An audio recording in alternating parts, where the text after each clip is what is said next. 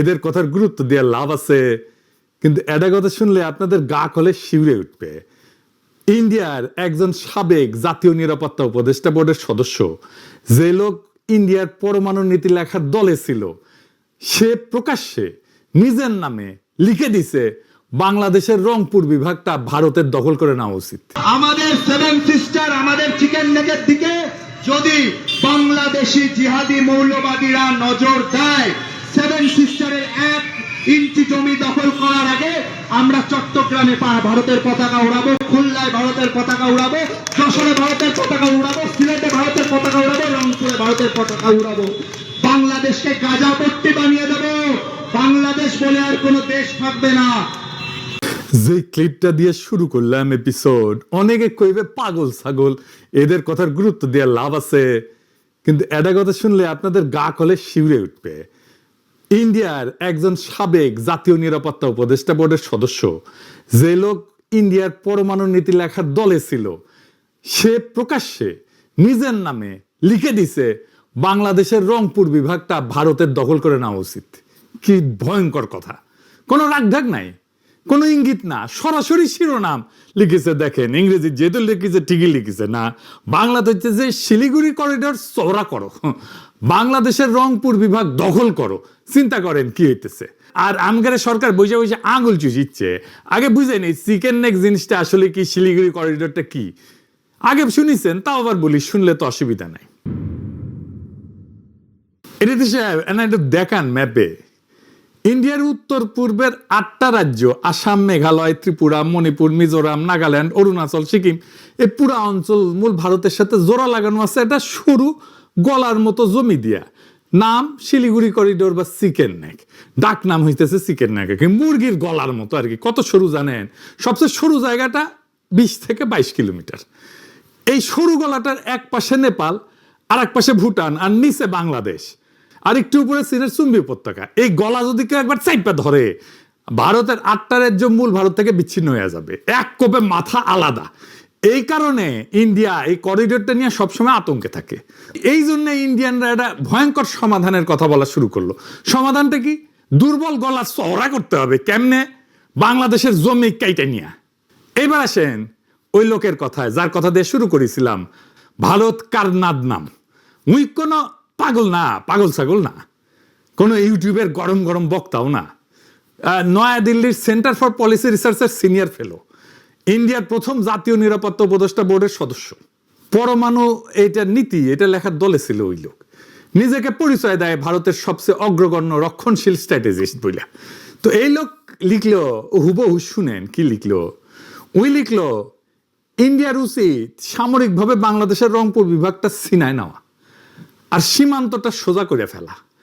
বালুরঘাট গাইবান্ধা রেখা বরাবর, ওই রেখাটা মনে রেখেন, ওই জায়গায় ফিরে আসবো। বালুরঘাট গাইবান্ধা রেখাটা মনে রেখেন। তার ভাষায়, করিডোর চওড়া করা এখন জাতীয় নিরাপত্তার অপরিহার্যতা। কিভাবে দখল করবে? কারনাদ 2টা পথ বলে দিচ্ছে। প্রথম পথ হইতেছে ভদ্রভাবে কিনে নেওয়া। বলিছে ভারত ইন্ডিয়া ঢাকাকে প্রস্তাব দিতে পারে 16,000 বর্গ কিলোমিটার রংপুর বিভাগটা 10 থেকে 20 বিলিয়ন ডলারে কিনে নেবে। বাংলাদেশের তো 104 বিলিয়ন ডলার ঋণ, এই টাকা দিয়ে নাকি সেই ঋণের বোঝা কিছুটা কমবে। ওই নাম দিছে এটাকে লুইজিয়ানা পারচেজ, মানে আমেরিকা ফ্রান্সের কাছ থেকে লুইজিয়ানাটা কিনে নিয়েছিল ওকে আর কি। তো যদি ঢাকা রাজি না হয়, তাহলে দ্বিতীয় পথ সামরিক অভিযান, সোজা বাংলায় যুদ্ধ করে কেড়ে নেওয়া। কিন্তু এর মধ্যে সবচেয়ে ভয়ঙ্কর অস্ত্রটা হইতেছে, সে বলতেছে রংপুর বিভাগে মানুষ থাকে প্রায় 1,80,00,000। কারনাদ এই মানুষগুলোকে নিয়ে কি লিখছে জানেন? লিখছে এই জনগোষ্ঠীকে সামরিক অভিযানের অংশ হিসেবে বাংলাদেশের ভেতরে ঠেলে দেওয়া উচিত। শুধু তাই না, আরো এক ধাপ আগায় বলছে জনসংখ্যা বিনিময়ের প্রস্তাব দিছে। বাংলাদেশের 1,30,00,000 যে হিন্দু আছে তাদের আর রংপুরের 1,80,00,000 মুসলমানের মধ্যে অদল বদল করে ফেলা হোক। মানে বাংলাদেশ হয়ে যাবে পুরোপুরি মুসলমানের দেশ, আর রংপুর হয়ে যাবে হিন্দুর দেশ ভারতের। বুঝে চাও? ভাবেন একবার, একজন সাবেক রাষ্ট্রীয় নিরাপত্তা উপদেষ্টা প্রকাশ্যে একটা প্রতিবেশী দেশের ভূখণ্ড দখল আর কোটি কোটি মানুষকে জোর করে উৎখাত করার কথা লিখতেছে। আর আমাদের সরকার বসে আছে চুরে আঙুল চুষিচ্ছে। এটা একটা লোকের কথা না, এটা একটা প্যাটার্ন। আসেন একটা একটা করে দেখি, তারিখ মিলায়। প্রথম লেখা 2024 সালের 9 ডিসেম্বর। দিনটা মনে রাখেন, এই দিন ইন্ডিয়ার পররাষ্ট্র সচিব বিক্রম মিশ্রি ঢাকা এসেছিল, এসে ওয়াকারুজ্জামান প্রভুপাদের সাথে গোপনে মিটিং করে গেছিল প্রফেসর ইউনূস সরকারের আমলে। এবার ওই দিনই ওই স্বরাজ্য ম্যাগাজিনে সাবেক এডিটোরিয়াল ডিরেক্টর জগন্নাথ একটা লেখা ছাপল, শিরোনাম বাংলাদেশের হিন্দুদের জন্য কেন ভারতের দ্বিজাতি তত্ত্ব সমাধানে মনোযোগ দেওয়া উচিত। এই লোক কি লিখলো শুনেন, ওই লিখলো যে ভারতের উচিত গোপনে এবং প্রকাশ্যে যত বেশি সম্ভব হিন্দুকে ভারতের সীমান্তবর্তী বিভাগগুলোতে সরায় আনা, যাতে পরে তাদের সামরিকভাবে রক্ষা করা যায়। আর বিচ্ছিন্ন করার জন্য 3টে বিভাগের নাম বলছে, রংপুর, সিলেট আর খুলনা। আর শেষে লিখলো সবচেয়ে সরাসরি ওই লিখলো যে ইন্ডিয়াকে বাংলাদেশের জন্য দ্বিজাতি তত্ত্ব সমাধান মেনে নিতে হবে, যেখানে দেশের একটা অংশ রাজনৈতিক চুক্তির মাধ্যমে অথবা জোর কইরা কেটে নিয়ে বাংলাদেশের হিন্দুদের বসানো হবে। জোর কইরা বাই ফোর্স লিখছে, শব্দটা ওর নিজের লেখা, আমি যোগ করি নাই। এবার দ্বিতীয় লেখা 2025 সালের 1 এপ্রিল। এইবার আসে আরো ভয়ঙ্কর জিনিস। একই ম্যাগাজিন, লেখক হইতেছে জয়দীপ মজুমদার, শিরোনাম বাংলাদেশের হিন্দুদের জন্য একটা হোমল্যান্ড খোদাই করা। আর এটা মতামত না, এটা একটা ধাপে ধাপে পরিকল্পনা দিছে কলে। পরিকল্পনা প্রায় একটা অপারেশনের নকশা। লক্ষ্য কি, লেখকের ভাষায় উত্তরের রংপুর বিভাগ আর চট্টগ্রাম বিভাগের বড় একটা অংশ কাইটে নিয়ে হিন্দুদের হোমল্যান্ড বানানো, আর সেটা ইন্ডিয়ার সাথে জুড়ে দেওয়া। ওই হিসাব দিয়ে বলছে যে রংপুর যুক্ত করলে চিকেন নেক করিডোর অন্তত 150 কিলোমিটার চওড়া হয়ে যাবে। কিভাবে করবে, 4টা ধাপ লিখে দিছে, শুনেন, কারণ এটা গুরুত্বপূর্ণ। কি কি সেই ধাপ? 1 নাম্বার ধাপ, আন্তর্জাতিকভাবে জোরে সোরে প্রচার চালাও যে বাংলাদেশের সংখ্যালঘু নির্যাতিত হইতেছে। এই কথা হইতেছে না? হা হইতেছে। ধাপ 2 নাম্বার, এইটা সবচেয়ে গুরুত্বপূর্ণ, বাংলাদেশের সংখ্যালঘু সংগঠনগুলোকে টাকা পয়সার সম্পদ দিয়া আন্দোলনে নামো, যাতে ইসলামপন্থীরা খেপে যায় আর পাল্টা আক্রমণ করে। 3 নাম্বার ধাপ, সেই পাল্টা আক্রমণটাকে অজুহাত বানাও। 4 নাম্বার ধাপ, তার ভাষায় হুবহু যত দ্রুত সম্ভব রংপুর আর চট্টগ্রাম দখলে একটা দ্রুত সামরিক অভিযান চালাইতে হবে। আর ওই লিখেছে 71-এ যেমন মুক্তিযোদ্ধা বানানো হয়েছিল, তেমনি সংখ্যালঘুদের আগে থেকে প্রস্তুত করতে হবে ভারতীয় বাহিনীকে সাহায্য করার জন্য। খেয়াল করেন, 1971-এর রেফারেন্স তারা নিজেরাই বলতেছে, আর একটা 71 বানাও, কিন্তু এইবার দখলের জন্য, স্বাধীনতার জন্য না বাংলাদেশের। আর সবচেয়ে গা শিউরিয়াটা অংশটা এখনো বাকি, জনসংখ্যা বিনিময়, পপুলেশন এক্সচেঞ্জ। ওই লেখায় মজুমদার লেখায় হুবহু লিখছে রংপুর আর চট্টগ্রাম থেকে পূর্ণ জনসংখ্যা বিনিময় হতে হবে। রংপুরের 1,53,00,000 মুসলিম আর চট্টগ্রামের 1,15,00,000 মুসলিমকে দেশের বাকি অংশে সরাই দিতে হবে, যাতে 1,44,00,000 হিন্দু বৌদ্ধ খ্রিস্টানের জায়গা হয়।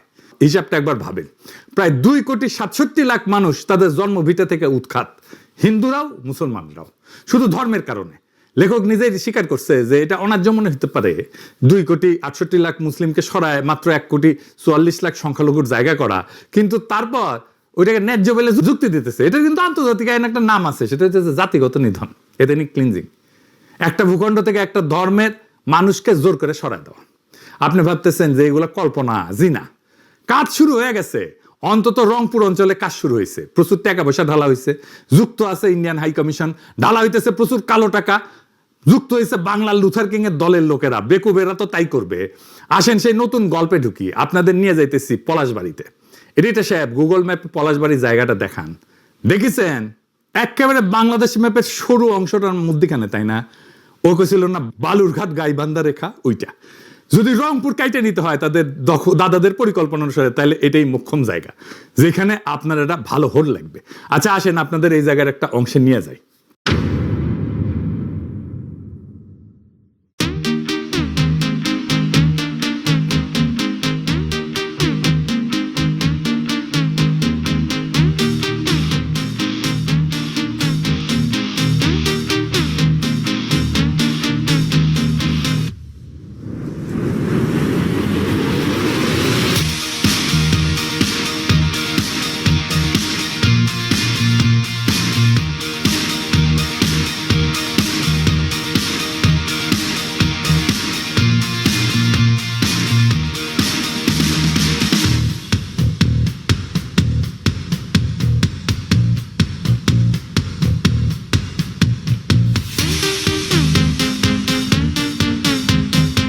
দেখেছেন, এটা হইতেছে পলাশবাড়ির রাধা গোবিন্দ মন্দির।